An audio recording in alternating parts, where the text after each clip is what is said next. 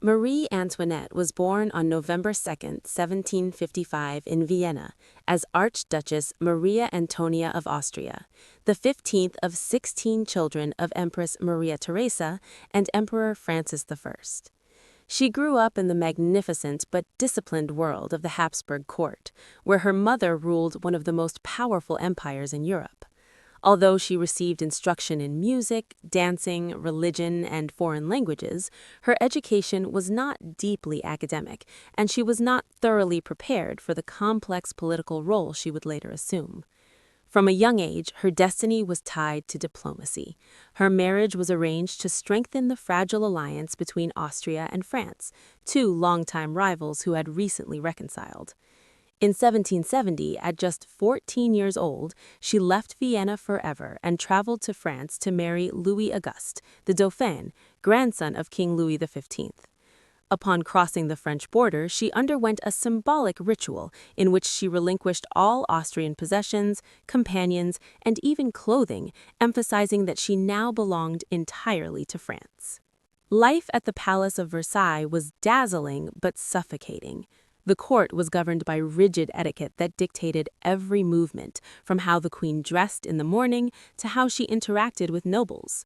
When Louis XV died in 1774 and her husband became King Louis XVI, Marie Antoinette, still a teenager, suddenly found herself Queen of France.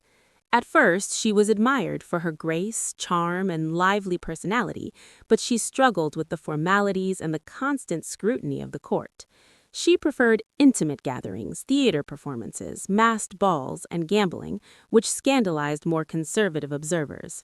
Her taste for elaborate hairstyles and expensive gowns made her a fashion icon across Europe, yet it also fueled criticism at a time when France was facing severe financial problems due to war debts and inefficient taxation. One of her favorite refuges was the Petit Trianon, a smaller palace within the grounds of Versailles that Louis XVI gave her as a private retreat. There, she created a more relaxed atmosphere, surrounding herself with close friends and distancing herself from court politics. She even had a small hamlet constructed, designed to resemble a rustic village, where she could escape the pressures of royal life. While this retreat was meant to provide personal freedom, it was later portrayed as evidence of her detachment from the suffering of ordinary people. Pamphlets and labels circulated widely, spreading rumors about her alleged affairs, extravagance, and political conspiracies. Because she was Austrian by birth, many distrusted her loyalty, and she was mockingly nicknamed Madame Deficit, blamed for the kingdom's financial crisis, despite the fact that the national debt was largely the result of costly wars, including France's support of the American Revolution. Her marriage to Louis XVI was initially strained, partly because it was not consummated for several years, leading to gossip and diplomatic tension between France and Austria. Eventually, however, their relationship improved, and they had 4 children: Marie-Thérèse, Louis-Joseph, Louis-Charles, and Sophie. The deaths of 2 of her children at a young age deeply affected her, revealing a more private and maternal side often ignored by her critics. As the political situation in France deteriorated in the late 1780s, famine, unemployment, and rising bread prices intensified public anger. Although there is no historical evidence that she ever said, "Let them eat cake," the phrase became permanently associated with her as a symbol of aristocratic indifference. The French Revolution began in 1789, and the royal family was forced to leave Versailles and relocate to the Tuileries Palace in Paris under close surveillance.